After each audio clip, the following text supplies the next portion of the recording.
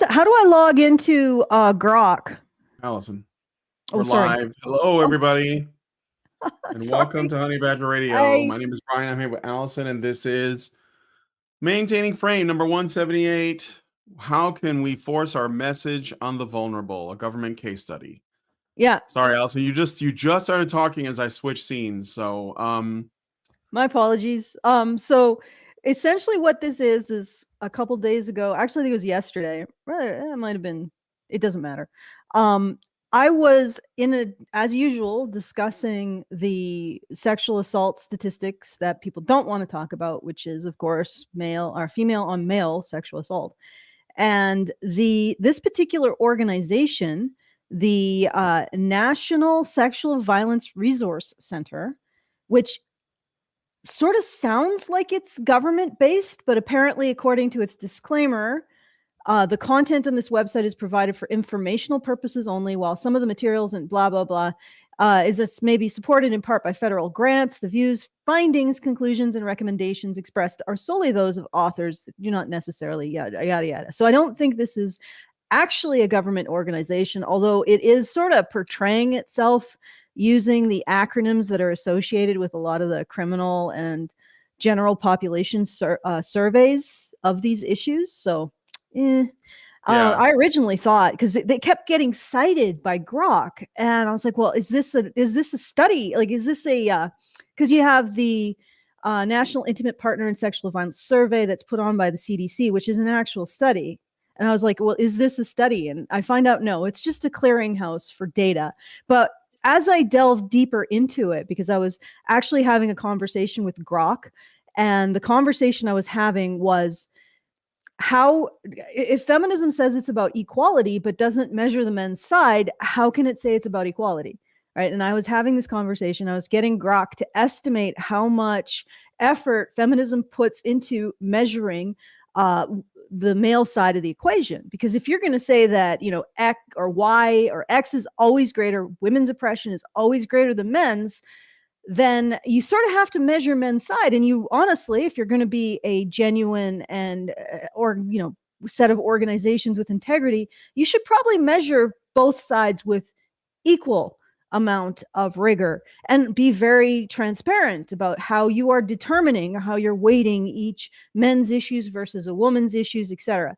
So I asked Grok, how much effort does feminism put into understanding and recognizing men's issues? And it came back with an astounding number of 10 to 20%. And I was looking at this and I was saying, is this, I don't think that the 20% of feminist funding goes to analyzing men's issues.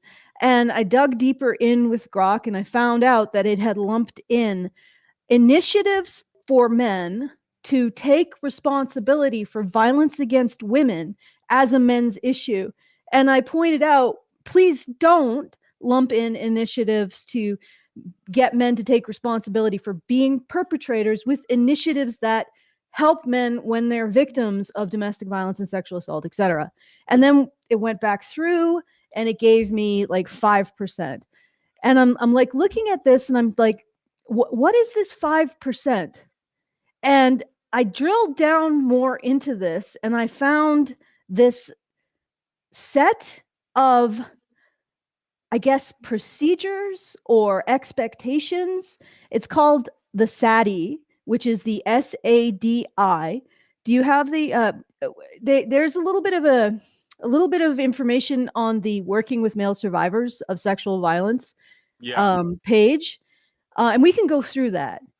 The Sexual Assault Demonstration Initiative. That's SADDY. So yes. What do you want me to display? Okay, let's go through the Working with Male Survivors of Sexual Violence. This is one of the 5% that Grok said that of feminist funding that is devoted to male survivors. So I wanted to look through it because it's really interesting, and I think it's going to be enlightening to you guys, what they're actually doing with, and it's not just male sexual assault survivors. It is all sexual assault survivors, but it's particularly egregious when it comes to male sexual assault survivors. So let's just take a look. And incidentally, I ground Grok down further by to about, I think, 2%. And then I asked Grok, okay, so this 2% is just feminist initiatives, which means that they are helping male survivors in the context of what they call a gendered narrative.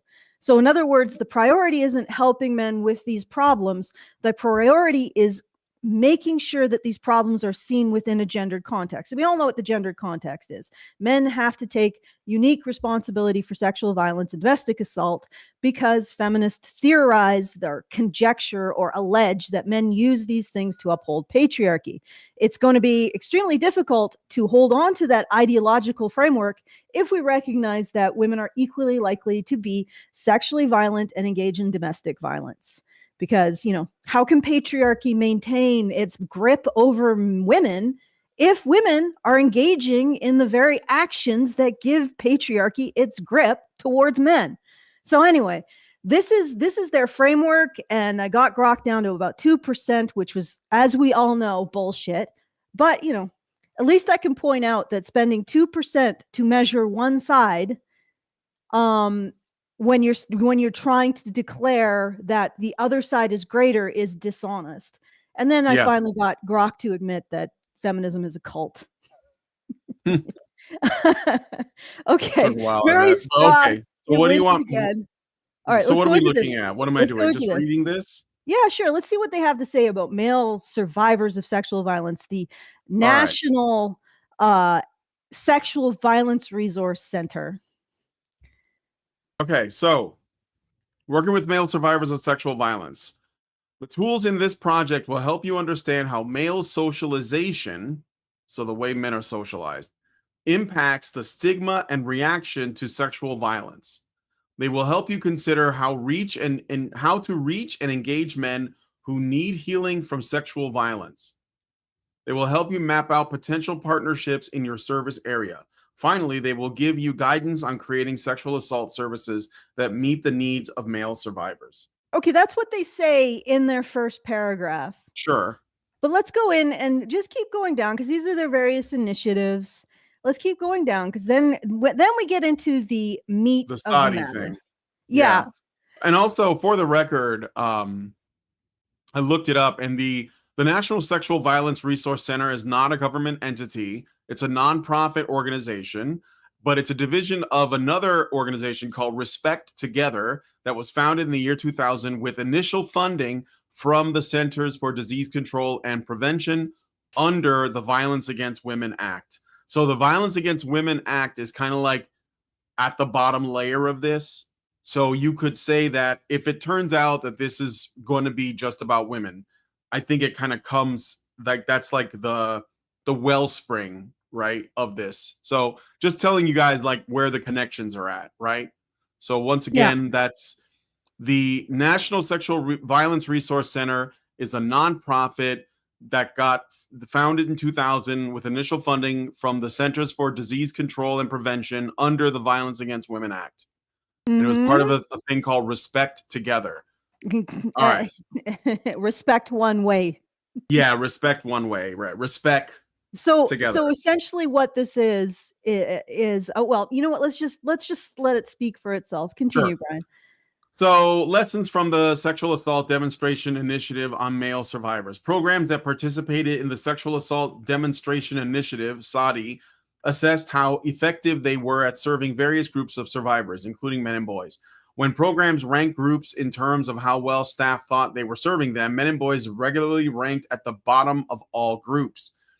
The SADDY helped programs learn that sexual assault specific services need to integrate trauma-informed and anti-oppression frameworks,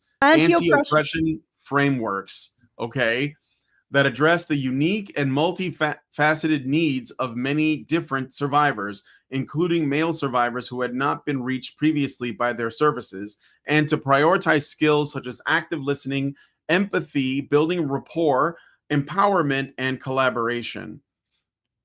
It's a lot of commie words. As you dive into exploring how to serve male survivors, your program must first have a deep organizational identity as a sexual assault center / provider for survivors so of they're all targeting genders. They're basically targeting organizations that have helped survivors for a while. Like let's say this what this is. This is a top-down initiative to target these organizations for pushing their propaganda, their intersectionality caste system, in which men are the universal scapegoat. They are the untouchables. They are the bottom caste. And you think that I'm exaggerating. We'll go into what the SADI the SADI Should I dogma. move it? 'Cause this is just sort of like saying this is what you need, what not sure where to start. Okay, so how about this part? Why men? Yeah, sure. Let's go for why men. What a question to ask. Why men? I'm under attack by the beast. Okay, what? Jojo is just sleeping. I know. He is on camera. He is the goodest of. Oh, he's not sleeping. He's meditating. Okay. He's charging his chi. So why men? In this project, we're focusing on improving services for male survivors of sexual violence. Well, at least we acknowledge them. A complicated topic in the context of the women's movement. Michelle Dixon Wall. Why even bring that up? Why even say that? Yeah, why? Yeah, like you can just. We're focusing on improving services for male survivors of sexual violence. End of sentence. Yes. But then they have to add a complicated topic in the context of the women's movement. Because it always has to take place within that context. Yeah. Why does it have to be a gendered narrative? Like, why does there have to be a gendered narrative around a sexual assault? Why is that necessary? Why is that obligatory? Why has nobody ever said, maybe there isn't? And actually tested for that, because that would be the null hypothesis for the feminist assertion that sexual assault is gendered. But nobody tests for that because scientific rigor and integrity are completely absent in these programs. Everything is ideological possession and dogma. Okay. Yep. All right. Michelle Dixon Wall laid out some thinking about how to contextualize the need to talk about men's access to services at sexual assault centers in the article. Contextualize? Yeah, to contextualize. We need to let's prepare our minds for this concept that's so crazy and wild and out there, like men and boys being the victims of sexual violence. Like, I mean, who knows, right? Like, it's wild. It's just wild and random. This is the stuff that your taxpayers are going to, tax dollars are going to, pushing ideological viewpoints on survivors of sexual assault. You'd think that people would be like, these people, okay, you know what? Let's just continue. I'm going to not. Right. I've read ahead. I have spoilers, guys. Yeah. Okay, there was no period after article, but I'm pretty sure that's the end of a sentence. Let's unpack that. Men's access to violence against women's services. Maybe there's a summary here, but I'll open this in a new tab if we need to look at it. Dixon Wall argues that while shining a spotlight on the needs of male survivors, we can keep a gendered framework of sexual violence, but also make it more nuanced. Rigid gender expectations can hurt any of us in different ways, including men who learn to keep harm bottled up inside and not seek help. Never heard that before. The lessons we've learned from the herstory of the did they literally write that? The lessons we've learned from the herstory of the anti-sexual assault movement. This is quoted as a credible freaking resource for male victims of sexual assault. Like, this is considered credible. None of this is credible. These people do not put the healing of male victims of sexual assault before their ideological focus. And also the individuals involved in these organizations, that they talk to YouTube about its algorithm and they deboost content like ours that calls them out for their circular reasoning, and their lack of scientific integrity, and also the fact that when you go into a program that is supposed to be about a survivor of a traumatic event overcoming that trauma and start pushing your rhetoric into it, that is unethical. There's no reason to offer to demand that these services be within a context, a gendered context, or her story, or feminism. But of course, feminism has to get in there. It's history of women. Okay, let's and incidentally they talk about, oh, it's stigmatized for men to think of themselves as sex. So let us make this a gendered issue. Let us continue to focus on this as something that happens to women, and when it happens to men, it's because patriarchy is backfiring, therefore they sort of did it in themselves. To quote, what is his name? The great erotica writer, Chris Tingle, when men get raped, or when men get raped, it is them pounding their asses with their own asses. Yep. Pounding the ass with his own ass. Yes. That is the feminist framework for male rape victims. And now we've just gotten completely deboosted because I used the R word, which is worse than any other word. All right. Let's keep going. So the lessons we've learned from the history of the anti-sexual assault movements can be applied with nuance to people of all genders impacted by sexual violence. Notice, when they say all genders, they're basically using everything they can to make men the smallest possible subset of that. That's the purpose of this multi-gendered thing. It's about excluding men. The same limiting, rigid gender roles that normalize violence against women and non-binary people keep men from seeking services. So because of men's violence against women and non-binaries, they don't seek services because the appropriate victims of violence are women and non-binary. So in order to seek services, these patriarchal male sexual assault survivors would have to conceive of themselves as being subject to the very violence that they're supposed to inflict as patriarchal overlords. Do they say this to actual male sexual assault survivors? Like, the reason why they don't come forward. The real reason why you experience trauma is because you are being subjected to a powerlessness in your patriarchal overlord mindset. And you don't like it because it makes you like women and non-binaries. Do you get that, sir?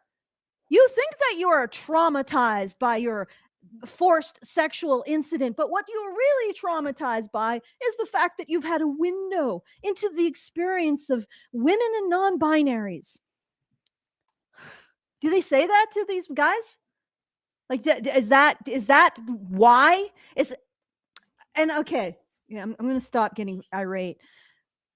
You'll notice that they did say that these programs, the SADDY program, is ranked, men rank it the lowest, essentially. It also causes, when you read the information about it, it's also caused counselors to quit programs as well, which is insane. So this program, which is, for whatever reason, they're targeting male sexual assault survivors with it. Male sexual assault survivors say they don't like it.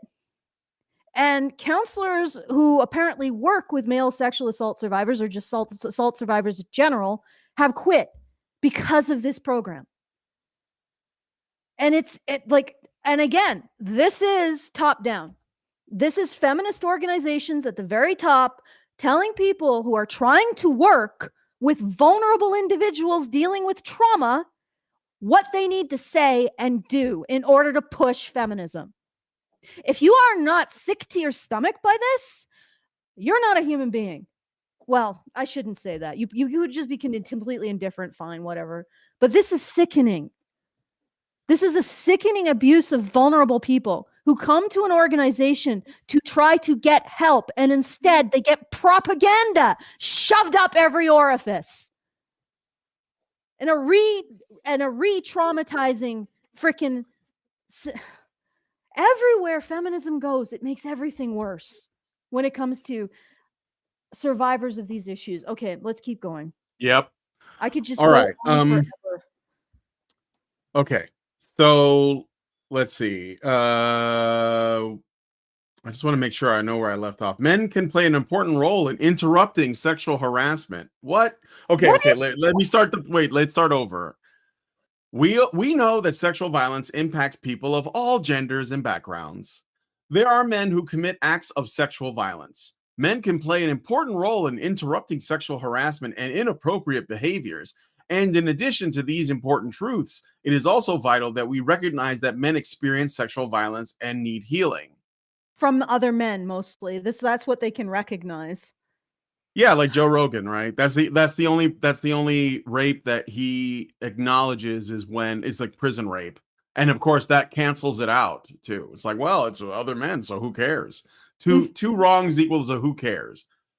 Or just one Well, wrong against the wrong kind of person equals a who cares. This is in their segment on how to serve male victims of sexual assault. So Yep. let's just, so this SADDY program, when it infests an organization that's trying to help sexual assault survivors, it goes in and it says, we know that sexual violence impacts people of all genders and background. There are men who commit acts of sexual violence. Men can play an important role in interrupting sexual harassment. So how does that inform your therapy sessions with a male sexual assault survivor? Like, Yep. are you like, oh, little Timmy, you've been graped by your teacher since you were 11, but can we discuss how you can interrupt sexual harassment of women first? Like, how does this, and I wonder how the manipulation, like the situation where they, Mia is all over me because I'm really up. I must be giving off a lot of adrenaline hormones. So she's like, I need to soothe you and destroy the thing that's upsetting you. Well, unfortunately you can't, little void cat. You cannot destroy the thing that's upsetting me because it is bullshit. Ideologically possessed. Yeah, giving her. She wants a shot. She might be able to. Yeah. Yeah. Okay. Maybe you could. She's got like powers that have yet to be awakened. Probably. Okay. Well. All right. So this. Okay. Let's just keep going. All right.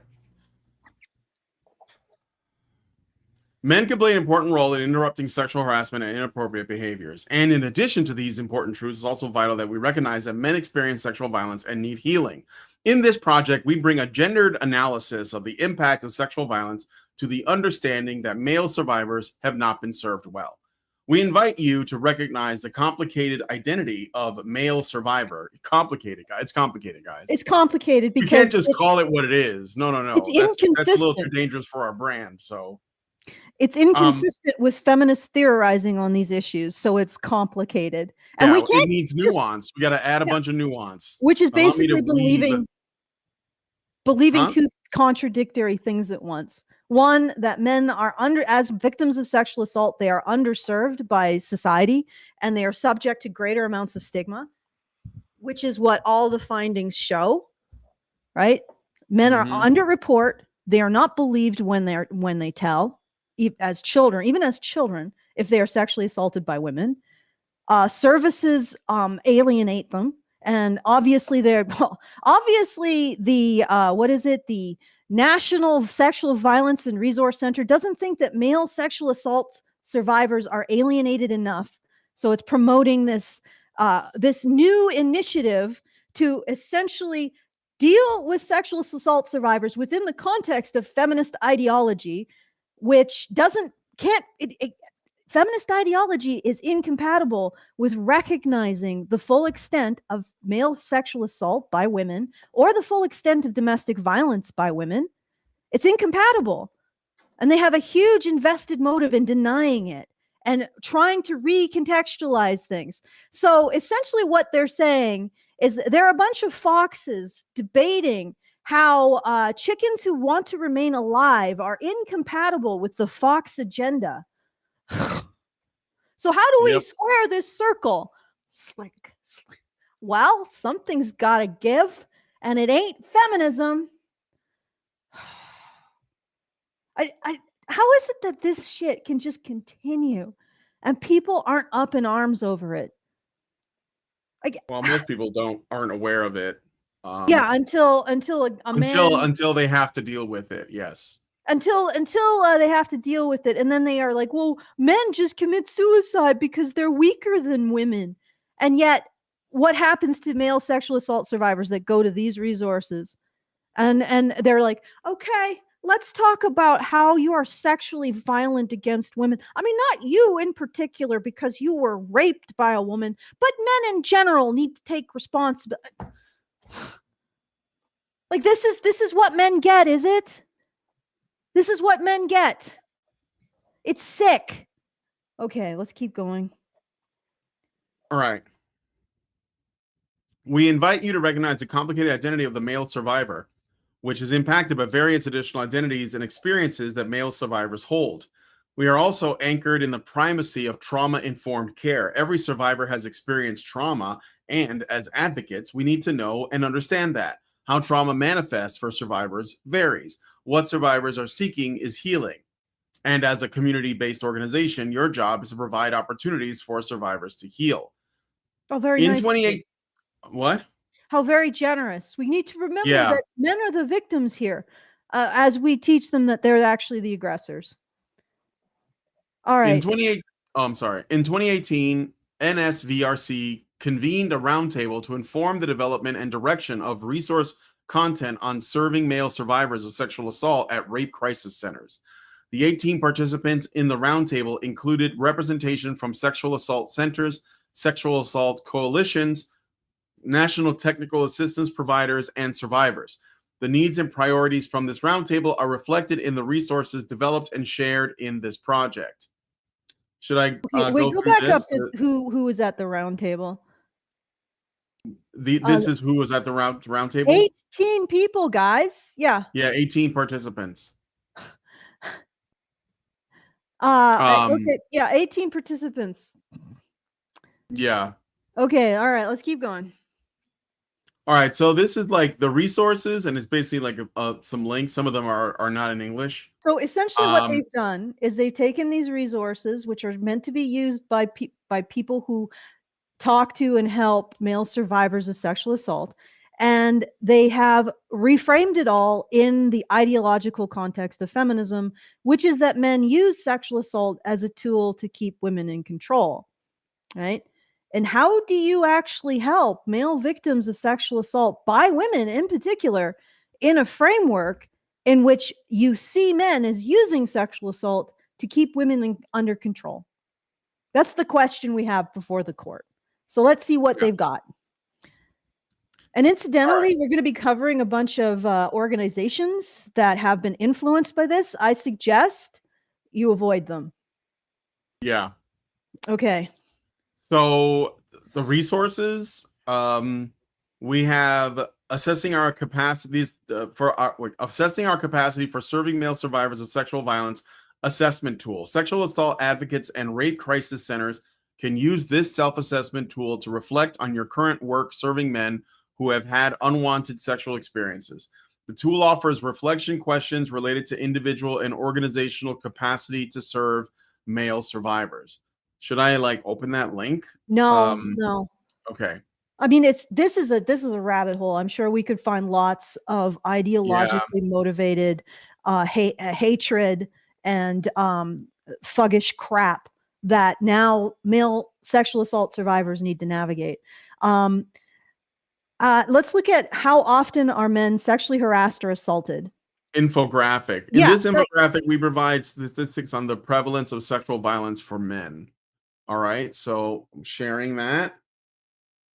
Okay. It's a PDF, so I should open up the PDF, I guess. Okay.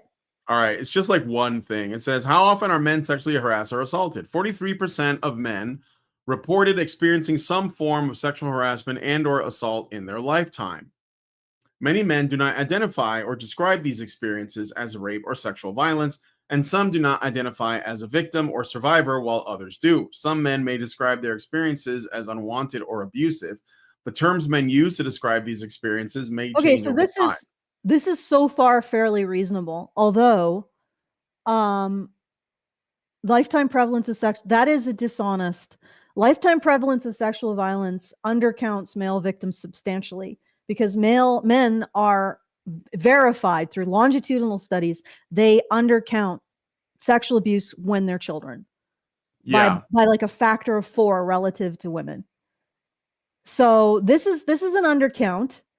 Of course, it's not bad. This is not bad. I will give this a not bad. Although I will point out that I asked Grok, what is the likelihood, and I showed Grok all of the studies that I've collated about the rate of sexual victimization of men by women. And I asked Grok, what is the likelihood that feminists, the feminist conjecture that 90% of rapists are men is true in the context of the studies that I've shown you? And Grok came back with 0. There is a 0 probability based on, if you look at the studies, there is a 0 probability that a society in which 90% of the sexual aggressors were men would produce studies that show this kind of prevalence, right? Mm-hmm. There is no way that 90% of the aggressors, the sexual assault, the sexual violence is done by men. No way. And No, in fact, of course. what we're seeing is that while more like 50% is done by women, by the time you get to convictions, 90% of the rapists are men. Why? Because men, male victims in this patriarchy that apparently uses rape and domestic violence to keep women in line, male victims are discriminated against on every step. Every step, from frontline trauma counselors to police to barristers, like to lawyers, to the legal system, to the justice. Every single step of the way is pushback against male survivors getting justice when their abuser is a woman, right? That's what it shows. That's what it shows. That's what the 90% shows, is just discrimination against male victims. And again, when you look at it that way, doesn't the whole thing about feminists wanting to see this in a gendered context just increase the discrimination against men, the already existing discrimination, which incidentally they put in place as well? Yeah. So they are constructing the gendered narrative, and then they say, well, the gendered narrative is why men don't reveal, like they don't talk about it when they're constructing it. We had better attitudes towards male victims of sexual assault 50 years ago. We had more sane attitudes 50 years ago. It's getting worse because feminists are forcing these gendered narratives everywhere. Because, cha-ching, they're money spinners. Okay. All right. You want me to go back to this? There's how we talk about working with male survivors of sexual assault, harassment, and abuse. I also think that study, that data there, it's possible that that's still skewed even more because, like, they're talking about sexual violence and all that, but like, what's the context? Like, how do we define sexual violence? Does that include female perpetrators, like teachers, or like, I don't know, babysitters, like female authority figures over children? Does that include? Like, I just wonder about that because we're going to like go into. it's. Yeah, it does. Does it include? I don't know. Like, because if you frame it in such a way that, it's something that only men can do, then they're only going to have the incidences of male sexual assault against other males, right? Which is not giving you the full picture, and it's also contributing to the broader narrative of men as perpetrators. Mm-hmm. So. Okay, well, yes, but also I think that the best one to go into is actually the SADDY program, which I like to call the sadistic program. Yeah. It's basically the first 4 letters of sadistic. So they deserve it. All right. So I did send that through if you click on the link that I sent you, it'll take you to the discussion, which is in resources on our Discord. And incidentally, if you would like to join us so you can see my resources and talk about it, and we can help each other destroy this gigantic shit dome of lies, then go to badgernation.online and take part in the community. But yeah, this is I can also, here we go. This is the SADDY report final. Now it's long, so you'll probably want to do something like do a search on oppression, the oppression narrative. But before we get into that, I just want to point out, looking deeper into the SADDY stick sexual assault framework, we find oppression theory, including understand theory of tactics of oppression, microaggressions, and privilege, power, and culture. So essentially they're going in and they're forcing people who are dealing with sexual assault survivors on a trauma-based model. What does that mean? Well, you focus on the person in front of you and getting over their trauma, or helping them overcome their trauma, or develop coping skills to overcome their trauma, right? So it's a person-focused kind of therapy. They're going in and they're making these therapists reframe their work in the context of tactics of oppression, microaggressions, privilege, power, and culture. Now, how does that affect? First of all, that's going to affect male victims, because there's going to be a push towards reframing them in the context of feminist conjecture as the aggressors, right? We don't need to talk about your sexuals. Let's talk about all of the things you might be doing to women, or your femophobia that has led you to regard sexual assault as female. Meanwhile, feminists are saying sexual assault is female, that kind of thing. And the impetus will be to treat female survivors not as individuals going through a trauma, but as victims of a widespread conspiracy against women. So in other words, feminist conjecture as applied to assisting sexual assault survivors is guaranteed secondary trauma, because they're telling men, you're actually the oppressor. And they're telling women, not only have you experienced this negative thing, but this negative thing is evidence of social targeting of you because you're a woman. What do you think that's going to do to people? And this is something that the government funds. It's insane. But yeah, let's okay, so the next one is historical trauma, including exploring privilege. So should I search this on the report? I'm just reading from the report right now. You can look into oppression theory. Just look up oppression theory to find what I'm reading right now. Historical trauma, including exploring privilege, practicing interrupting oppressive remarks and courageous conversations. Oh, here it is. Why are you doing this to sexual assault survivors? Don't they have enough on their plate? Like, now they have to become foot soldiers for the feminist ideological march through the institutions? Let me read this again. So oppression theory. So this is like what the victims of sexual assault and sexual violence, this is like the cure, is essentially to turn them into foot soldiers of feminist theory, including oppression theory, including understanding theory and tactics of oppression, microaggressions, and privilege, power, and culture. How will that shake out if you're a man dealing with this? Historical trauma, including exploring privilege, practicing interrupting oppressive remarks, what? And courageous conversations. All right. How does this inform helping people overcome sexual assault trauma? It doesn't. It's basically just turning these people into ideological foot soldiers, including the people who are supposed to help them. All right. I'm going to open this up and I'll give you look up the term oppression, and we'll look at the instances of oppression in this PDF.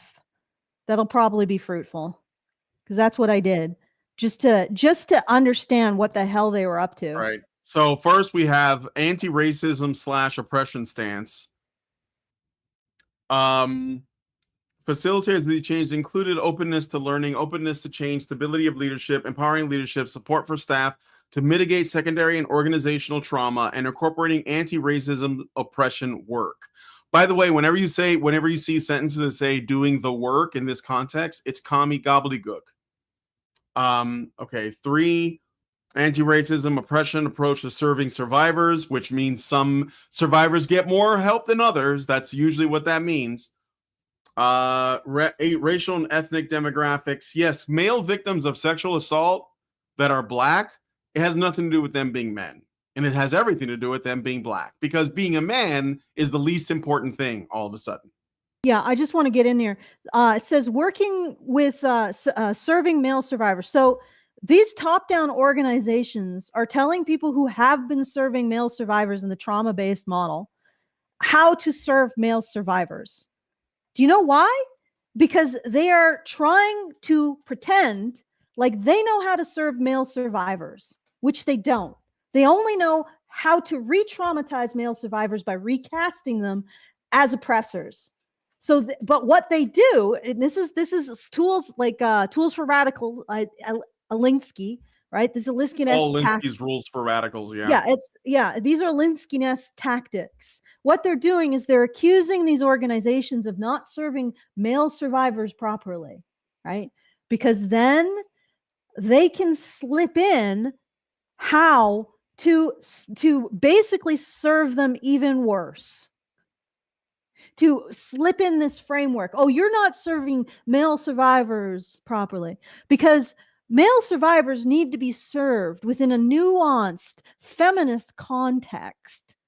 And their identities are complex within the feminist context. And in order to serve a survivor, a male survivor of sexual assault, in particular of a woman, you need to make his identity as a sexual assault survivor compatible with the feminist framework. And that is serving him, which you aren't doing now. Yeah. It's so fucking disreputable. It's just insane. And it drives me nuts that these podcasts that we do on this incredibly important topic get no traction. I don't know if you guys are like, I don't want to listen to this, or if YouTube's like, nope, nobody's going to listen to this. But nobody, like, this is the heart of it. Once men lose the narrative around their sexuality, that's it. You're done. You're cooked. Feminism's going to bulldoze over your entire society until it destroys it. And then it'll wander off and say, we didn't do that. How did that happen? Oh. Yeah. Okay. All right. Let's keep going. Immigration. So again, immigration, oppression, culturally specific and contextually relevant planning. So all of this is intersectionality. Like if you just look at oppression, every time it comes up, it's in an intersectional context. Yes.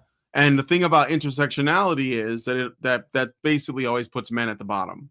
Yep. No matter what yep. their other characteristics are that would normally put them a little higher up compared to, like, you know, straight, cisgendered, middle class, or wealthy, affluent, Western, white men that have, like, you know, I guess they're actually like citizens of the country they're in.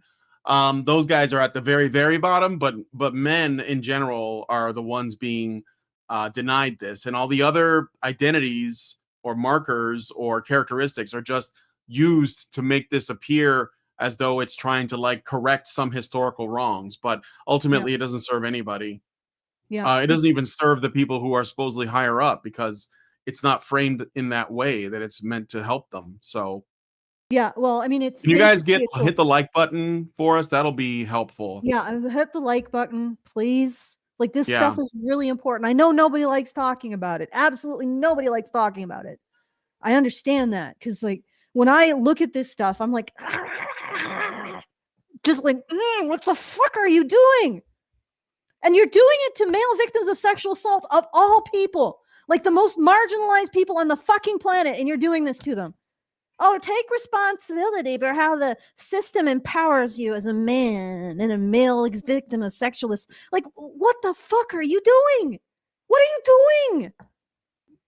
What is this rank insanity? This absolute careless disregard for your fellow human. Like, oh, what am I talking about? Money. All right. Yeah. So, but what I wanted to point out, all right? It's okay, Void Cat. I'm fine. Right? I know. If it were up to you, the world would be a better place, because everything that angers me would disappear into the void. Maybe that wouldn't make the world a better place. Be swallowed by the cryptid's eyes. Yeah, the cryptid's eyes. Oh, this nonsense would be, at least. All right. Okay. So, yeah. Should I go through the rest of oppression here? I was going to talk about intersectionality. Yes, intersectionality is essentially removing victimhood from men. That's it. That's all it does. And it puts them in the cast of always being seen in terms of what they do for others rather than what is done to them. That's what intersectionality does. Turns them into a scapegoat, turns them to blame. And it also means that they are the most powerful or perceived to be the most powerful actors in any particular system, which some men really like. They like that, which is why they hate me talking about this stuff. I've met guys like that too. But this is like intersectionality is basically let's enforce traditional gender roles in the face of obvious male disadvantage, because we're gonna reframe all male disadvantage in terms of things other than being male, right? Just to reaffirm that men are actors and women are acted upon. And then feminism says, where did these traditional gender roles that discriminate against male victims of anything come from? From you, from intersectionality, from your moral caste system. They come from you. And then they blame patriarchy because patriarchy can't actually defend itself against what feminism says it does. Have you noticed that? Mm-hmm. Patriarchy never mounts a defense. So powerful, yet never defends itself against any accusations at all, ever. Okay. All right. Jojo's snoring. I hope he doesn't hear. Oh, he stopped. He's awake now. It's fine. He was having a dream, I think. All right. So should I keep going through the oppression thing, or should I put a different search term in here? No, just keep going through the oppression thing. Let's just see. All right. Oppression and sexual violence. So what's the context of this? The impact of the learning exchanges on the capacity of the sites to enhance their sexual assault services was seen most profoundly because of the learning exchange on building cultures of trauma-informed care. This 3-day learning exchange, co-facilitated by Tiombe Wallace and Nina Yusuf, covered, oppression and sexual violence. So I think they're bringing in, like, it sounds like this is more intersectionality. So, yep. And as an example of how a shift toward active listening and trauma-informed approaches in existing services can transform those services is seen in one staff member's description of how their counseling services have changed. We have come to see the work as a much broader effort around oppressions and violence rather than merely violence against women. This has changed the way staff describe services and has opened the door to conversations in counseling sessions that might have been overlooked before. Yeah, violence against women and violence against minorities. Like violence against women and violence against all of these subcategories of man. Yeah. Like, and they think that this is an improvement. Yeah, men are still the scapegoat, but like they can lessen it a bit if they're disabled or black or I don't know, gay. Although they're still the, gay men are the straight men of gay people. Yeah, that's right. How does gay men are the straight people of gay people? Yeah. Okay, let's keep going. All right. Though consequently, survivors are experiencing greater support within a holistic framework. For example, they discuss how sexual violence is experienced across the lifespan, how coping skills develop at different ages, how personhood is developed through learned sexualization. This shift was needed for us to really become a dual program and to raise the bar of our sexual assault services. It requires our staff to develop a unique set of skills for being sexual assault advocates apart from the skills of a domestic violence advocate. On paper, the skills look similar, but in practice, they feel very different. Okay, no, keep going. Should I look for another word? No, just keep going with the next paragraph. All right. Despite the diversity of programs, there was a recurring theme when talking about barriers to engaging in active listening and trauma-informed responses. Screening protocols and intake forms were repeatedly named as working against listening to survivors and allowing them to take the lead on what they want to share. Staff saw the problems early in this SADI process. We act like we need a form to work with sexual assault survivors. We train staff and volunteers to the form, not to the individual sitting in front of them or on the other end of the phone line. Our forms and intake protocols really get in the way. They are the opposite of active listening and trauma-informed. But how do we get away from them? Is that the bit you wanted me to read? Yes. So the SADI process the people who are involved in actually helping sexual assault survivors are pushing back against the SADDY process because it turns everybody into a checkbox on a form, right? Instead of an individual. Congratulations. And it does so because it's trying, and literally, what it's trying to do is square the circle with male survivors. So it wants the staff, I'm guessing, it wants the staff not to treat a male survivor as a man, but a male survivor as a disabled person, Black person, a gay person, a trans man, whatever, but not actually recognize that there are problems unique to men, especially when they are victims of sexual assault. Because this patriarchy, which never defends itself from any of the feminist allegations, apparently is much more lenient towards women's sexual assault towards men than the reverse. Despite the fact that every society in history did not let its serfs and peasants use the tools that it used to maintain the social hierarchy. So lords in the past wouldn't let serfs and peasants have swords. Apparently, this patriarchy takes swords away from men and gives them to women and says, use them as you will. Men are a sexual resource for you. This is ground zero for the absolute disintegration of female feminist ideology. That's why they're here, and that's why they're sneaking in and getting their tentacles in and saying, use the form, remember your caste system, remember that men are actually the problem. Okay, just keep going. Yeah. I got a super chat from Brown Gaijin for $5. Thank you, Brown Gaijin. It says, I have to go to work, but I wanted to show some love. Thank you. Appreciate it. I don't think we've heard from Brown Gaijin before. Huh? Have we heard from Brown Gaijin before? So welcome if you're new. I feel like maybe that sounds... Oh, no, I was thinking about Gaijin Goomba. That was the guy that used to watch us back in the day. But I don't know. I welcome, I guess maybe he has. But yeah, appreciate you joining us. So, all right. Let's see. I'll go to the next line here. So 11. Yeah. So more. Every time I see oppression, it just comes up in the context. No, just continue reading with the last one. Oh, okay. All right. Consequently, the three of the sites prioritize reviewing and changing their forms and intake protocols. Exemplifying this work are the changes crime victim services in the Gila River Indian community made into their intake form. Their prior forms were... What? That's half the sites. Yeah. Changed it. Okay, keep going. Oh. Their prior forms were more akin to what might be seen in a criminal report and included detailed information about the perpetrator, assault, and survivors' own behaviors and demeanor.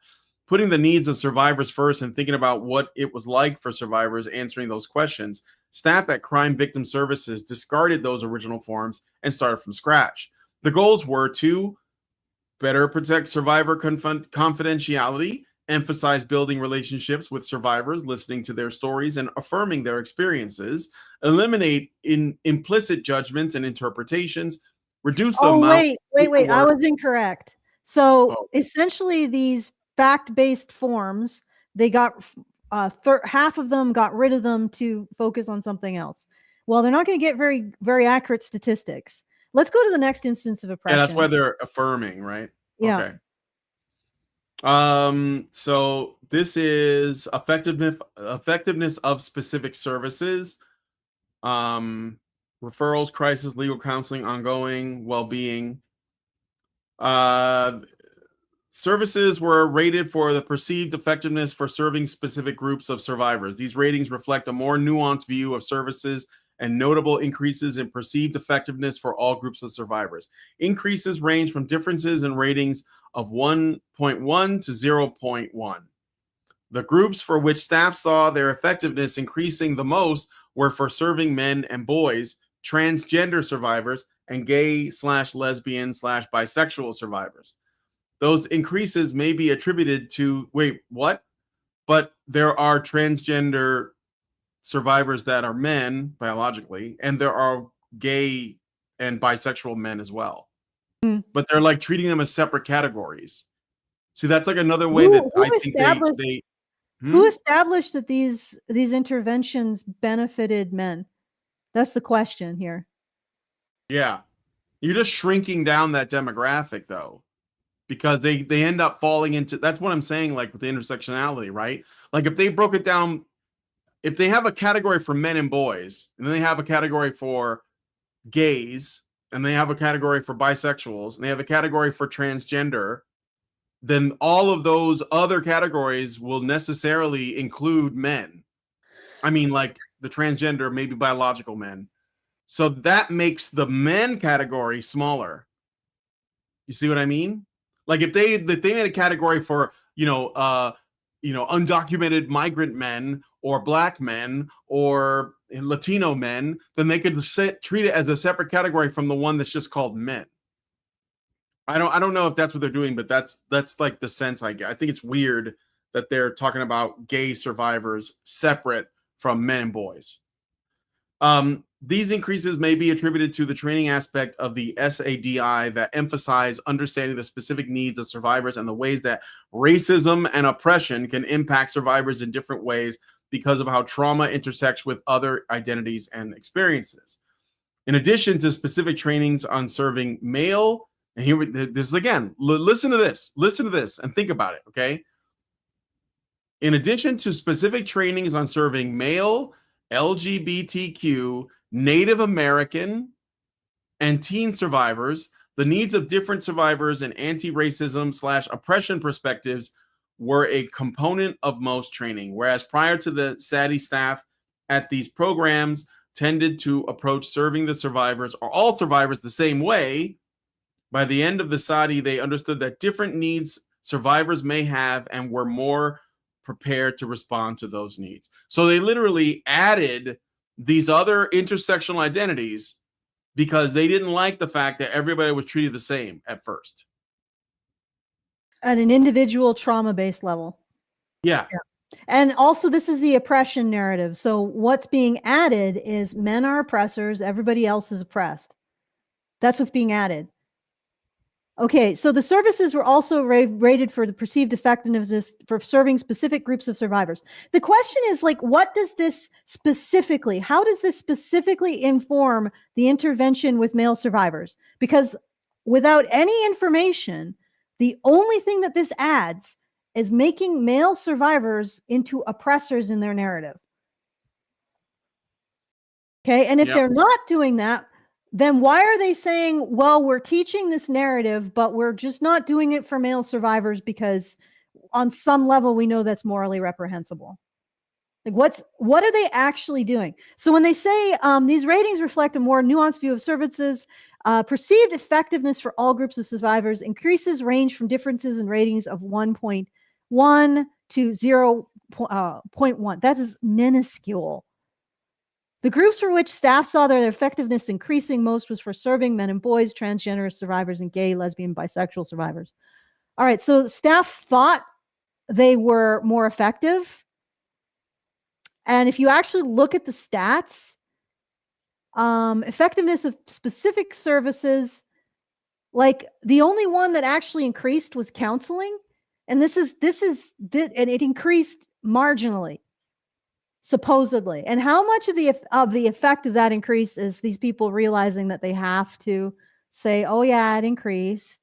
So in terms of referrals, decreased, crisis decreased, legal decreased, ongoing decreased, medical decreased, well-being decreased, effectiveness of specific services decreased. Most of them decreased as a result of this intervention.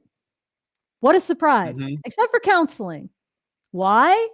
Well, that could be simply these counselors saying, well, we have to say it's good somehow because that's what they want to hear. It could also be the effect of feminist counselors being emboldened to start engaging in secondary trauma of male survivors.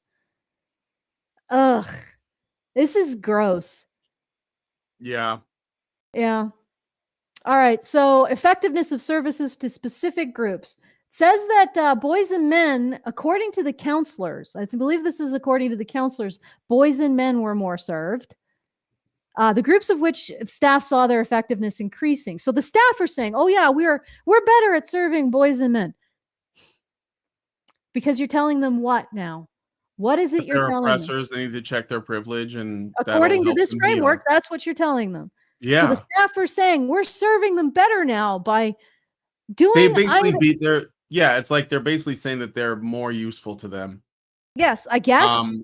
Yeah. But here's the thing. Remember when we originally read the report on this from the National Sexual Violence Resource Center? The staff say that this has increased their ability to serve men and boys. The men and boys say no.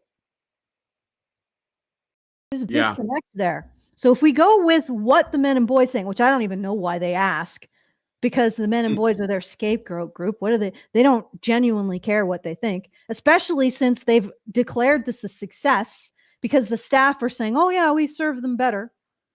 Right. And the men and boys are saying, no, we don't like this, but who cares, right? We know what's best for them. And what's best for men and boys is to be reframed in the actors in the grand pageant of life. You know, in the moment these men and boys might perceive that they might actually be victims of women or acted upon by women. No, we need to reframe that. We know what they need. I mean, that alone is completely disreputable. The fact that boys and men are saying, no, this isn't helping. And these people are going, well, but the staff say it is, and we say it is, so shut the fuck up. Who are you to say how you should be served when you're a victim of sexual violence and we are counseling through your trauma? Who are you to say, man, how you should be served? How dare you think that you should be centered in your own trauma counseling? How oppressive, how patriarchal, how privileged. Okay, let me see if there's anything for. Oh yeah, there was actually staff that was pushing back a bit. Okay, so we can go to table 7, staff turnover at SADDY sites. What page is that? It's page 88. Okay.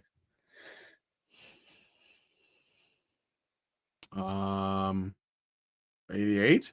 Yeah, 88. Table 7. You can do a search see. on table 7. Search on table 7. All right, I'll just search table 7. Yep. All right, staff turnover at SADI sites. Page 92 here. So. Oh, okay. All right. No, it's fine. I guess that's because the numbered page might be 88. Yeah, it is. But it's further up than that. Okay. So minimum staff size, like, is it, or are we going to read this? Right. Yeah, go ahead. So staff size percentage left by the end of SADDY. So 75%. Oh, okay. So this is the amount of staff that's left by the end of the SADDY intervention. Okay, so the minimum. Oh, I see. So the place that saw the most staff lost 33% of its staff. The place that saw the least amount of, or the mean of staff loss, was 23%. And there was I guess one place that didn't see any staff lost, or one place that saw 4% up, one place that saw 12% down. So basically, this freaking intervention loses staff overall. Overall, lost two staff. At least that's my interpretation from this. That's what it looks like. Yeah. In the mean, it lost about 2. And if you go back to the next paragraph, just read staff turnover. So staff are rebelling against this. If there are increases, I wonder who what ideology those increases represent. Who those increases are representatives of. Okay. Staff turnover has long been talked about as a problem in the fields of sexual and domestic violence services. The SADDY represented an opportunity to systematically track staff turnover across multiple years. As shown in Table 1, the rates of turnover were shockingly high for all SADDY sites across the 4 years of their involvement with the SADDY. In the best case, 2/3 of staff who were with their program at the start of the SADDY had left the program by the end of the SADDY. For one site, none of the staff who were with their program at the start of the SADDY had left the program by the end of the SADDY. For one site, none of the staff who were with their program at the start of the SADDY were still there at the end. The turnover was, in fact, higher than what these numbers represent because in many cases there were multiple changes in staff for a single position during the course of the SADDY. These numbers only look at the beginning and end, not the multiple changes that occurred in between. This level of turnover poses many challenges for dual/multi-service programs. Simply maintaining services at the current level is a formidable task when there are frequently empty positions having to be covered and new staff having to be trained. Within that context, there is little room for thinking about how to enhance sexual assault services. Enhance with this ideology. Yes. When that work is taken on, as it was in the SADDY, maintaining continuity of planning, cultivating program-wide awareness, and of buy-in to the efforts and implementing plans can seem to be nearly impossible. This makes what the SADDY sites achieved all the more remarkable. So, like, that's a glow up despite failure. Yeah, success. This is a success, guys. Now, we don't know for sure if it was the SADDY program that caused this incredible rate of turnover, like 100% gone over the 4 years of the SADDY intervention. Mm-hmm. Like, I mean, we'd have to look at years before the SADDY, but I imagine that this turnover isn't normal. But, that's just showing the success of the program somehow. Yeah, I guess people just weren't ready. All right. It was too cutting edge or something. So the next section that I wanted to look at was when the staff actually talked about the problems, but that's going to give me a moment to actually figure out how to find that. I think it would be that's all right. Individual. I misspelled that. Okay. Looking to see here.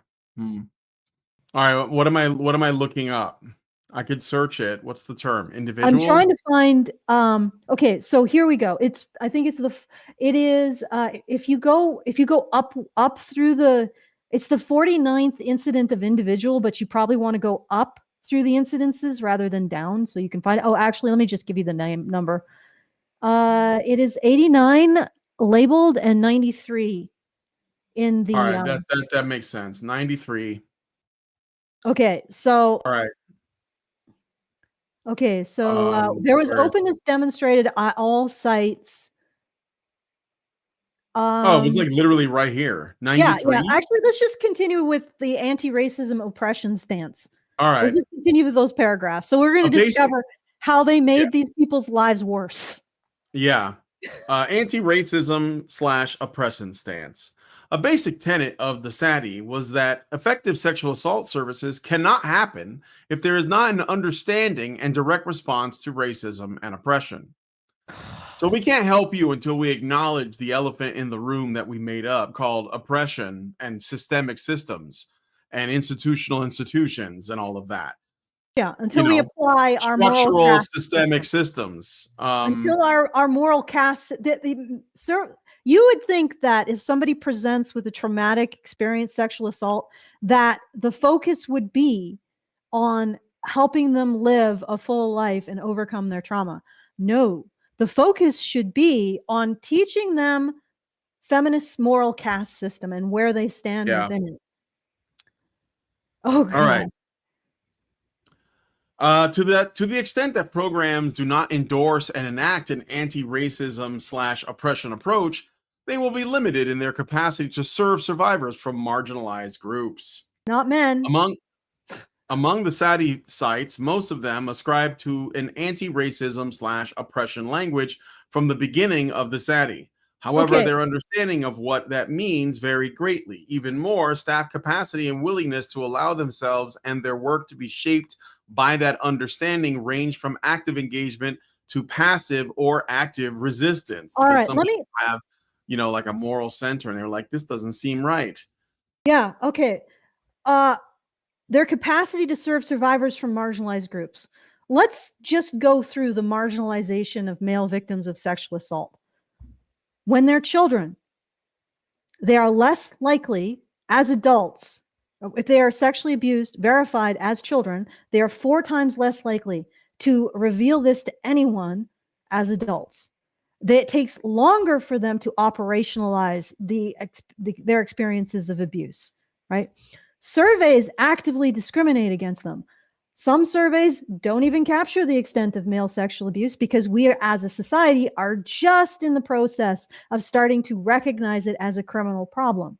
Okay. They are not served by police. In fact, they're more likely to be laughed out of a police department than actually have their situation treated with seriousness. Although if you are experiencing that, do go, because you never know.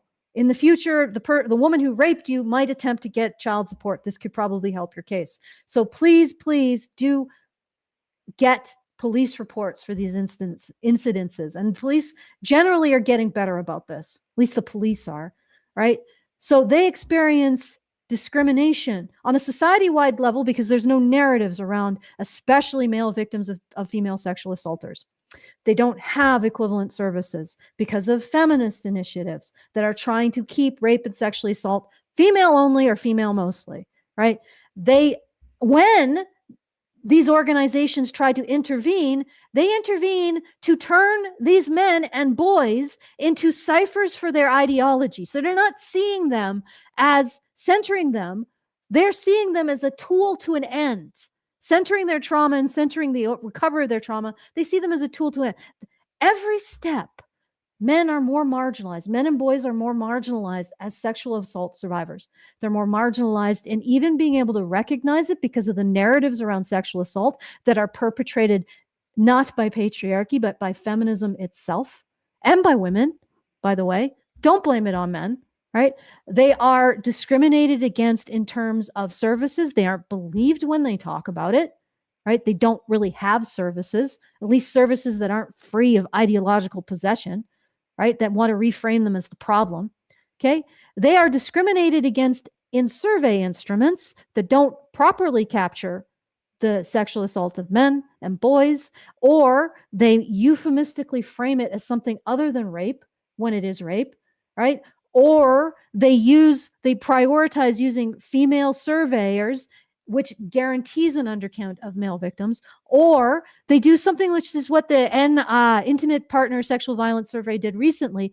They've started to do this weird scattershot thing where they just are like, oh, how many people live in your house? Okay, so what would be their ages? Oh, I see. So 40, 45, 12, and 2. Okay, have you ever been butt fucked by a monster? Like, and then people are like, what? Because before they would start with just like little questions to start to get people to understand what they're wanting. Like, have you ever experienced unwanted touching? And then they would go from there. Now they're dropping rape questions right in the middle of wherever. And people are just, not only are men not disclosing for obvious reasons, there are people who are bouncing from these surveys. So they changed their methodology to do that. And now they're finding less and less male victims. I wonder why. It's because in order to capture sexual assault victimization, you can't just drop these questions in the middle of other questions, right? You have to create a dialogue because people don't feel comfortable responding to them. Just you socking them in the fucking mug with it and then responding to it. Nobody feels comfortable. Women don't feel comfortable with it. Men especially don't feel comfortable with it. And I'm guessing that they changed the methodology because they know that men especially don't feel comfortable with it. So men discriminated against in the narratives around sexual assault, in law, in the surveys, in policy, in services. And now you're coming to me with this bullshit about how marginalized groups, which I guarantee your ideology does not consider men to be part of, and how they have to be served. I think it would be actually more reasonable for these people to be taught about all of the marginalization of male victims of sexual assault, not the intersectional moral caste system that doesn't recognize that the most marginalized victims of sexual assault are men and boys. Okay, rant over. I took you on a bit of a squirrel ride there. That's all right. All right, so should I keep going? All right. Believing that anti-racism and oppression work is integral to serving survivors of sexual violence, the SADDY technical assistance team began training sites on these issues from the first learning exchange on oppression and trauma. That training covered oppression theory, including understanding theory and tactics of oppression, microaggressions, and privilege, power, and culture. Historical trauma, including exploring privilege, practicing interrupting oppressive remarks, and courageous conversations. Intersections of sexual violence and oppression, including rape as a tool of and a result of oppression and culturally specific barriers. Impact of oppression on healing, including analysis of programs' readiness to respond to marginalized groups. So, okay, let me just finish this. There was openness demonstrated by all sites at the training. Indicators included sites sharing encounters with racism in their communities and asking for feedback on how they handled those encounters, acknowledgments of the need to weave anti-racism/oppression work into all work, endorsement of the idea that sexual violence is a form of oppression that is related to other oppressions, open expressions of dissatisfaction with staff members' own programs lacking diverse representation and struggling with how to make a commitment to diversity real. Engagement from all sites with the training discussions and exercises, high levels of engagement across sites informally outside of the training discussions and exercises, final sharing on what participants were taking back to their programs, including better understanding the layers of oppression. Ugh. New tools to respond to oppression, stretching outside of one's comfort zone, critical role of anti-oppression work, ways to engage in subversive action for positive change, and the need to work on individuals' and programs' own internalized oppression. Can you understand why there was such a freaking high turnover? And the Yes. thing is that we don't have anything to compare it to, although this seems to be appallingly high. So they're going into a set of services that already probably is difficult to keep staff, right?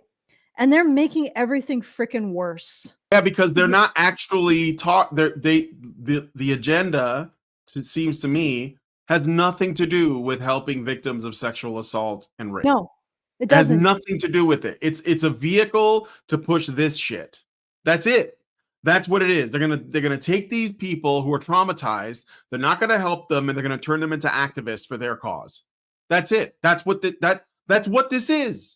Like Yep. I don't see. I don't. That's what I see. And They're gonna turn them into activists. And you know what? Broken people are much easier to mold in this way. So you take somebody traumatized by an experience, looking for help, and they go to these people and they're like, we're gonna give you a purpose.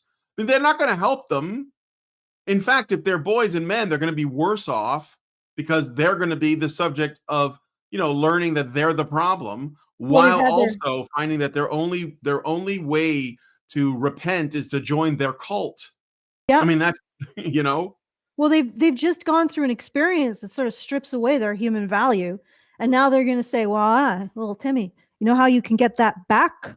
You can become a foot soldier for the ideology." Like, and this is allowed. And the funny thing is that the staff turnover at these sites is almost heartening. It's almost it means that people are like, that sounds like bullshit to me. That sounds like bullshit. There are people who are working with actual sexual assault survivors who are rejecting this because they know it's harmful. They know it's psychotic and sick. And this is colonialism. This is feminism being like, you got a nice sexual assault survivor center there. It'd be a shame if we called you a bunch of sexists. Yeah. Yeah, and it says here, let me see, where was it? I thought it was 92. It's extortion and I mean, they tell you what they're doing. They tell you what they're doing. Okay. 93, let me see. Yeah, here it is. No, wait. Yes.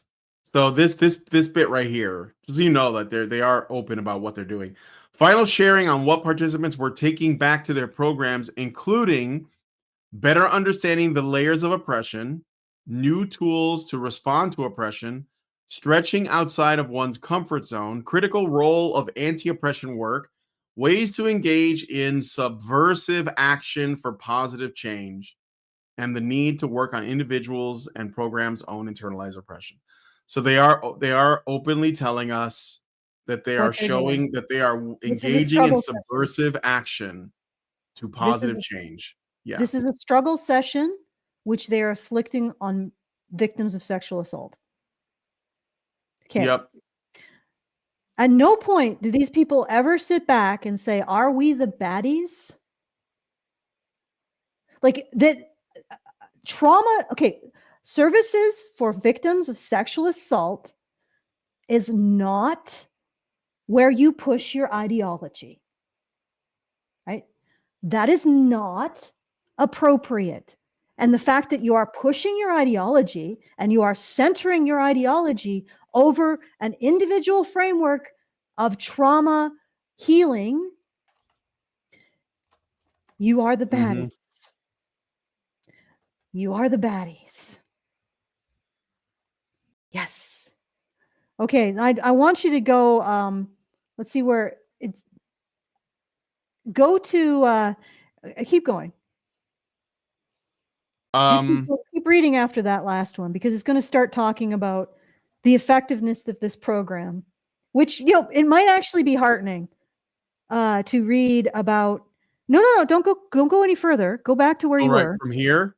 Yeah, even with, however, even with a high level. However, even with the high level of engagement endorsement of the ideas, when all sites were asked to turn to their own plans for enhancing sexual assault services and to identify ways to incorporate the ideas and commitments to anti-racism / oppression work into their change plans and services, the discussions quickly slowed down and became much more vague than when the discussions were about responding to racism and oppression outside the programs. So they were trying to get these people to force this shit into their programs. And then suddenly you get a whole bunch of evasive language, sort of like Humphreys in Yes Minister, when he doesn't want to do something. He's like, in the fullness of time, we will consider our options to regard the possibility of a committee looking into the issue of, you know, so you can imagine these sexual assault services are like, okay, we can talk about, but not in the context of our client therapist relationship. And they're just trying to get these thugs off the scent, because that's what this is. This is thuggery. This is ideological thuggery. They're going in and they're forcing these people to abide by their ideological restrictions in their therapies. And these people are resisting it. Because I guess some psychologists still understand the concept of do no harm. Yeah. And they realize that this is harm. All right, let's keep going. All right. Just keep reading. 3 of the sites continue to openly work on enacting their anti-racism / oppression commitments. Examples of how sites enacted these commitments included replicating with staff the exercises and discussions about oppression they had at the Learning Exchange on Oppression and Trauma, exploring the specific nature of historical trauma and oppression in the different cultural communities served by the program, building models of practice that are specifically grounded in the values and practices of the cultural communities served by the program, as a consequence of realizing that culturally specific models of services largely do not exist, committing to creating them. However, as the SADDY progressed, the other 3 sites demonstrated passive and/or active resistance to technical assistance providers, encouraging them to look more closely and self-critically at their individual and organizational capacity to serve marginalized communities. Sometimes the resistance was clearly stated, such as when staff at one site said, "Why should we emphasize culturally specific services? We just work with individual survivors." More often, it was expressed through behaviors such as actively reaching out to and investing in bilingual services for the local Latin community, Latin with an at, Latin at community. Are we trying this again, guys? Stop. While overlooking the needs of the local African American community, but they speak English. do you need to get like an Ebonics guy on there to be like, yo, fam? Like that, oh my god, this fucking website. Silencing women and men of color during staff discussions. Men of color, not men, just like the okay. Only sending staff who identify as people of color to the learning exchange. Basically what we're seeing is these individuals are not complying, so now they're going to be accused by the party of being, anti-party. Yeah, they're going to become labeled problematic. Only sending staff who identify as people of color to the learning exchange on oppression and trauma, but no other learning exchanges, or never sending people of color to the learning exchanges, excluding people of color from their own internal change teams, segregated teams apparently, denying that leadership existed among communities of color in their local areas, despite clear evidence of such leadership. Refusing to meet with service providers from nearby communities of color because it was inconvenient to do so, stating that anti-racism/oppression frameworks were not relevant to their communities. It's not. Dismissing the experiences of staff from culturally specific SADDY sites, overt statements that reflected stereotypes and prejudices against communities of color. We're going to have a chicken and waffle night at the local facility. Do you guys want some? Hell yeah, I like me some chicken and waffles. Problematic. Can't have it. Even if you I like that stuff, but okay. All right. Do you want to say anything to that? Like I'm dying inside. I'm just like half of these programs just engaged in passive and active resistance against this colonialization. Good on you.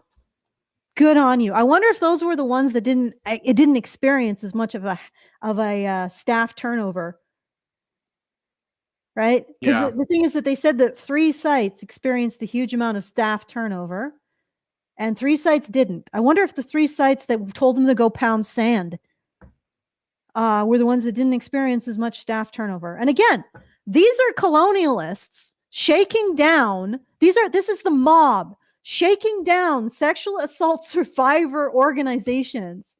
They're shaking them down. They're like, you got some clout?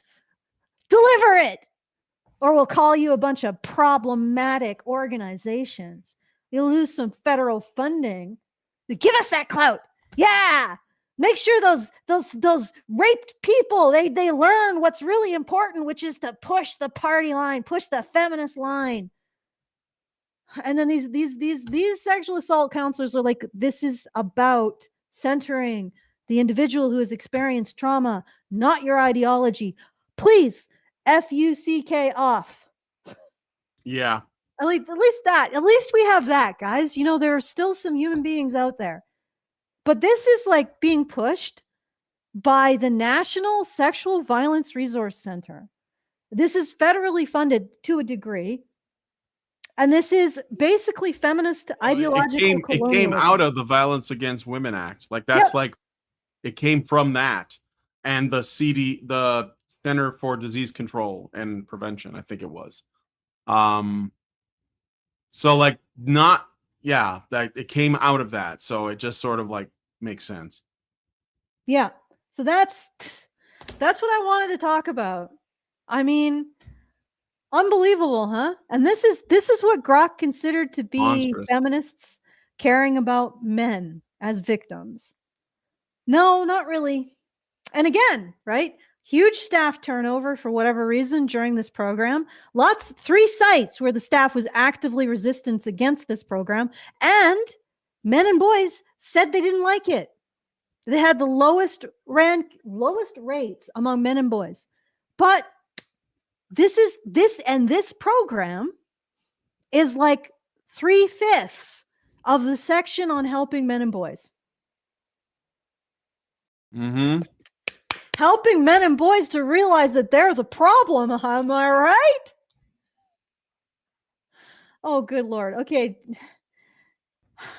So should we do a palate cleanser, or do you want to do that? Yeah. No, that- I can see what this is. It's essentially, yes, like they're selling a struggle session, and they're upset that not everyone is reciprocal, that they're like not taking it well. So I have well, yeah. What do you You got? have You want to? that trailer of a woman. I do have a trailer. I'd laugh at it. That's basically about the extent of it. I don't know if we could. It's about 3 minutes long. Oh, good Lord. No, it probably deserves a Too ragening or long. something. Yeah. Yeah, too long. Let's We just can do do it like on Friday. Yeah, we can do it on Friday. There's a new show coming out on Apple Plus. I'm just gonna throw it out there so you guys know. It's called The Savant, starring Jessica Chastain, and well, it's about a mother who, well, let me see, like it's an upcoming American crime thriller miniseries. It's aimed at women. Created by Melissa James Gibson, and it's based on an article by Andrea Stanley. So I think it was like a New York Times article or something. They made a whole show around this article. Let's see if I can find it while you're getting the palate cleanser ready. Yeah. Let's see. What? Yeah, I got something. I'm going to send it to you. But All right. yeah, let's read it. So yeah, it's inspired by a true life story entitled "Is It Possible to Stop a Mass Shooting Before It Happens," which featured in Cosmopolitan in August 2019 of a woman who has come to be known as the Savant, who infiltrates online hate groups in order to prevent large-scale public attacks. Oh, I have this file. I can just play it. Hold on. I have that video, the Mary Morgan one. I actually saw it. Yeah. So okay, yeah, okay. Well, I wonder if she's ever infiltrated our group. Because the Savant, I don't know. Online hate groups, yeah. We're an online hate group because of course we are, yeah. I say that male victims of sexual assault should not be treated as the problem. That's why I picked it out, because I was like, oh, that seems relevant to our interests. Yeah. Well, it is. Like when I started this, I was a young feminist, and I thought the most important feminist issue was that women should also serve their country in wartime.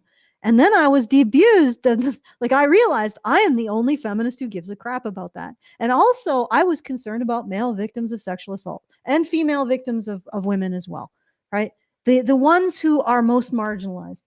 And as I've advocated for that issue, I've come to realize that feminists aren't like ignorant of the existence of male victims of sexual assault by women.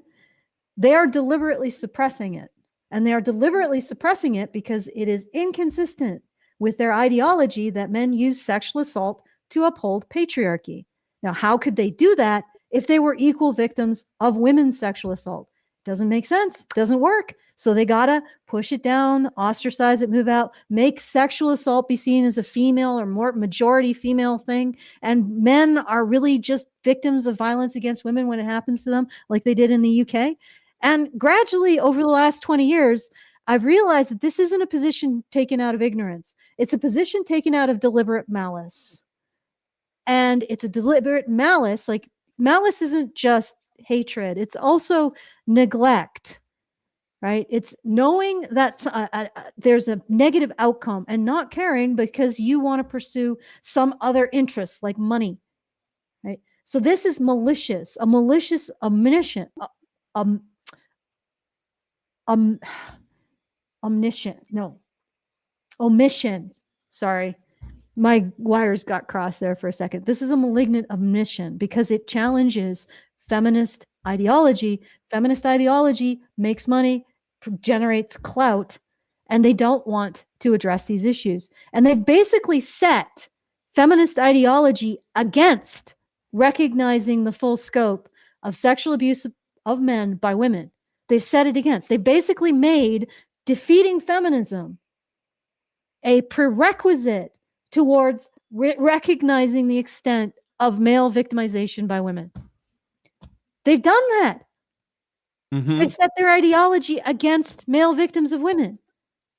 And that understanding didn't come to my mind until like the Amber Heard trial. It was starting to percolate.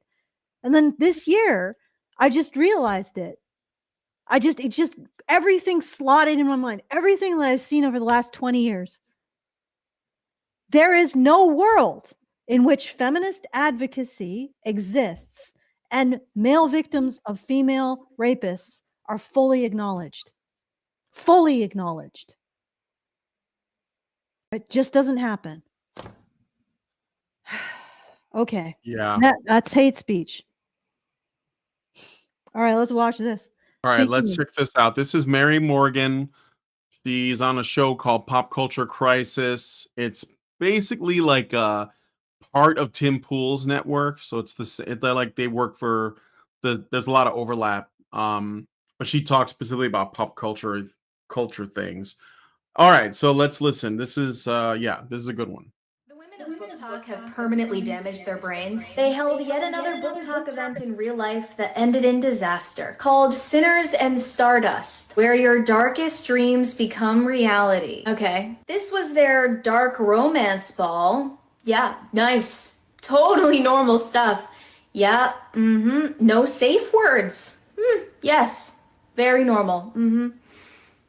Right.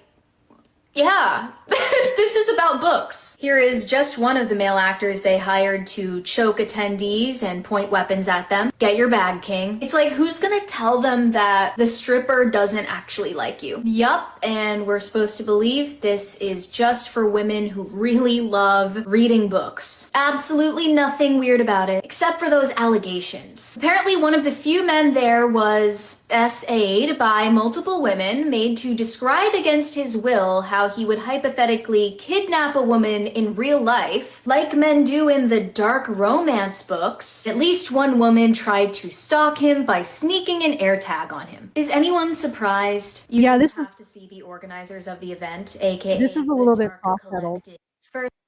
They stalked him down and group sexually assaulted him. Yes. They cornered him, stalked him down, cornered him, and group sexually assaulted him. Yep. All right. Coffee mugs in the chat, guys. Okay, let's watch the rest of this. We've got Nighthawk, lover of smut. At least you're being honest. Resident cinnamon roll, and the bodacious beauty babe. Okay, you get it. Obviously, if some group of men put on a fan convention all about celebrating their violent, graphic fantasies, women would rightly disapprove of it and not feel safe there. These women are deranged, and we have to shame this behavior. Or unfortunately, we're gonna see more of it. Let me put it this way. Men dressing up as cryptids and doing all this other stuff,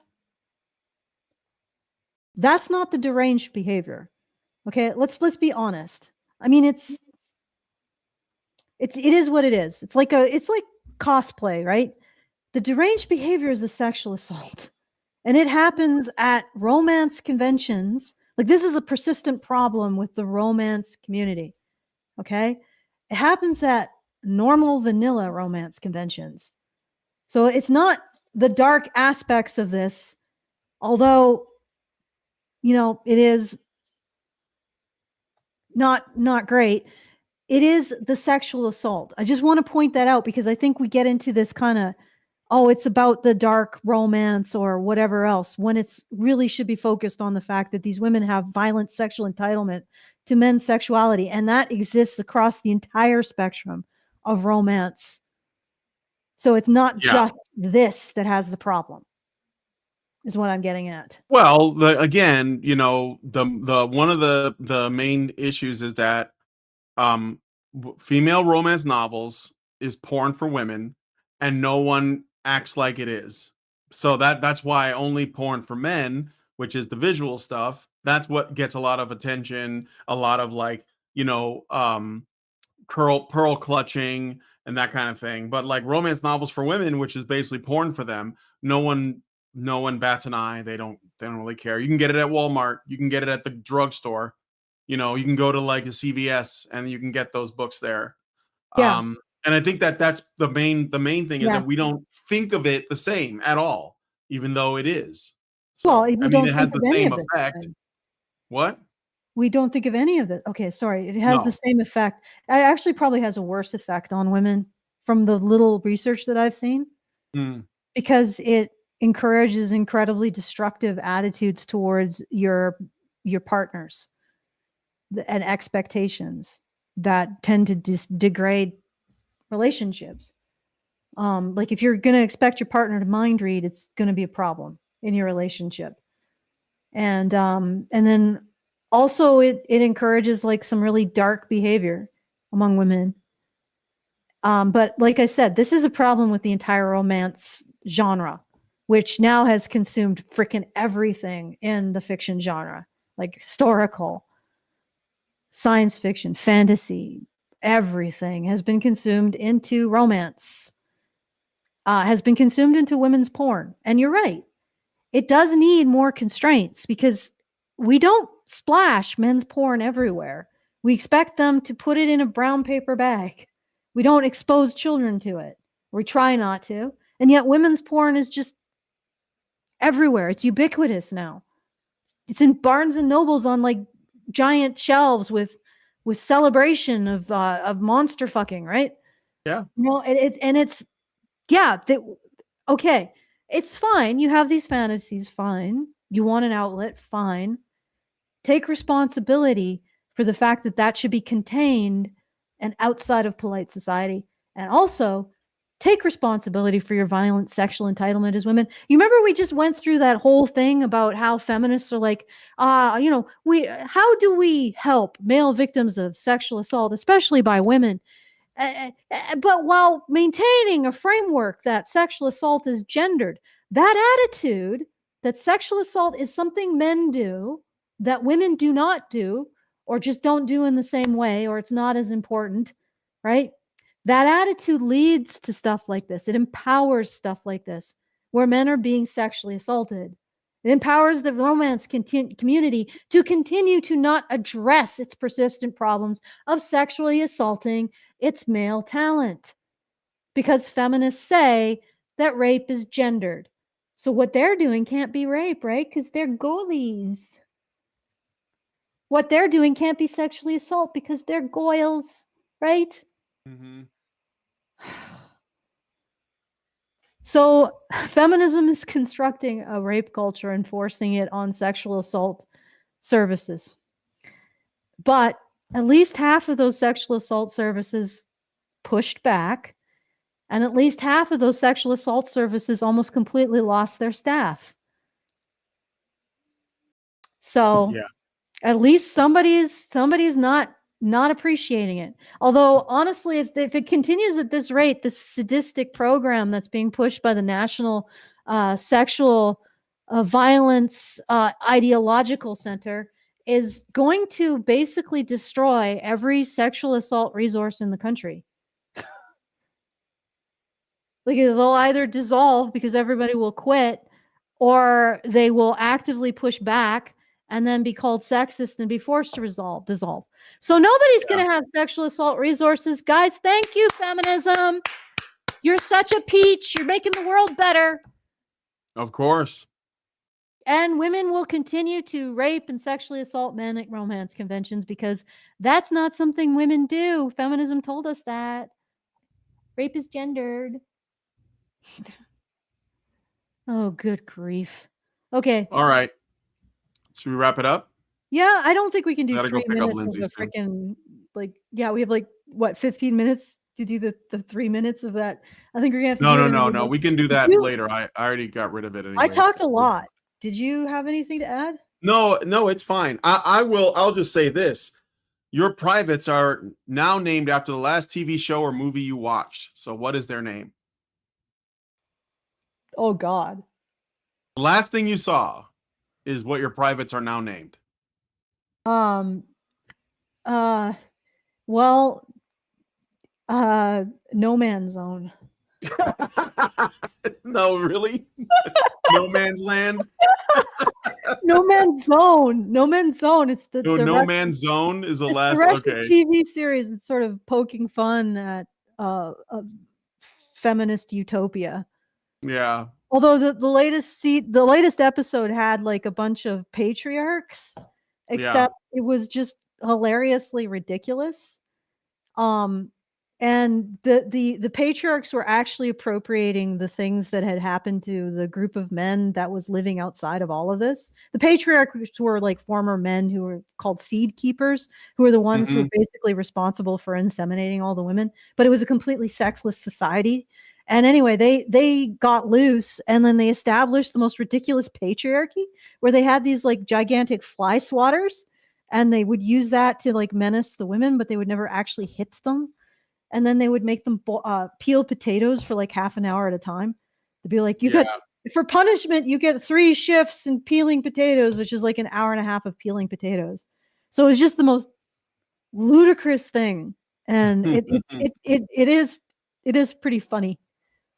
And throughout it all, there's this one guy called the Baron who's just like, he's supposed to be this Russian tough guy, but he pretty much just tolerates everyone and their shenanigans. And he's very sympathetic because of that. So I got some answers from the chat. I want to read them. So Simply Obvious says, killer clowns from outer space. Oh, God. Robert Johnson says, no country for old men. Mnemonic says, a fistful of dollars. That's good. Cutie says, nobody. That's a movie, but yeah, that's good.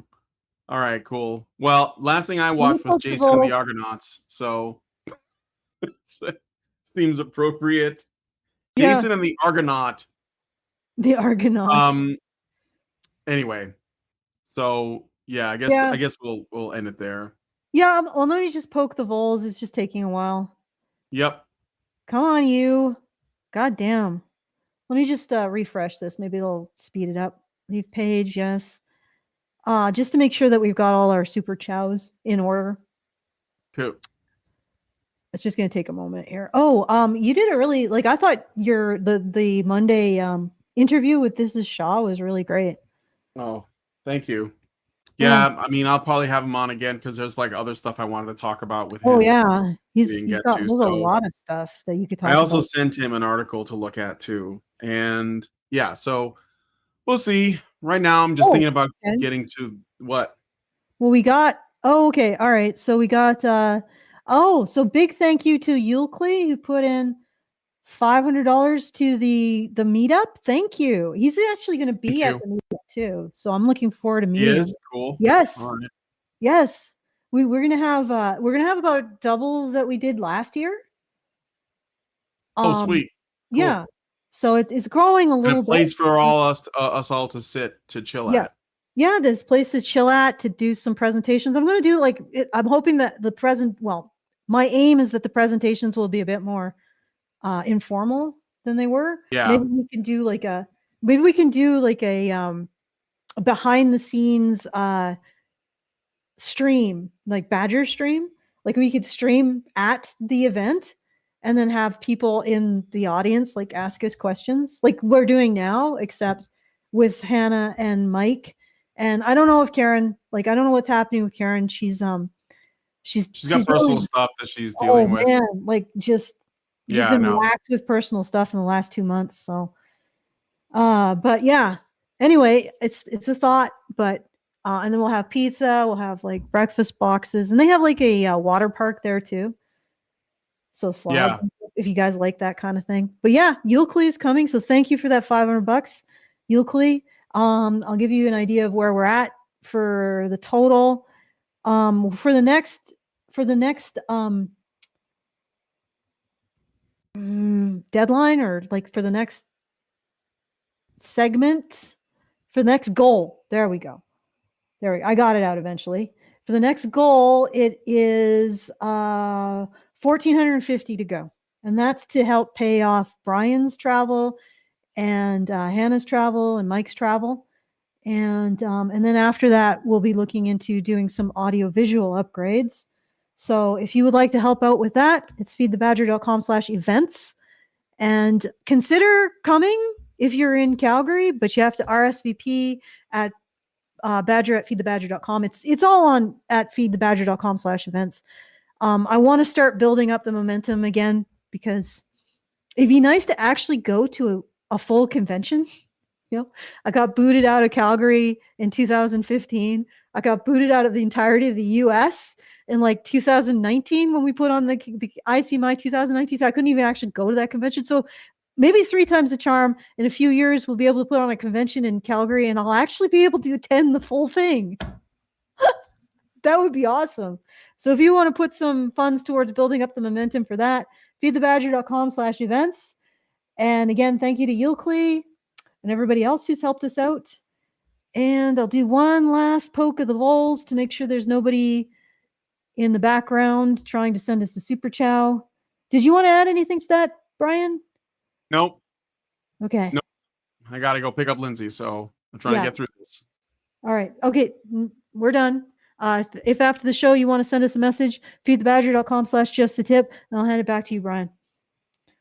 All right. Well, if you guys like this video, please smash like, subscribe if you're not already subscribed, hit the bell for notifications, leave us a comment, let us know what you guys think about what we discussed on the show today. And please, please, please share this video because sharing is caring. Thank you guys so much for coming on today's episode of Maintaining Frame, and we will talk to you all in the next one.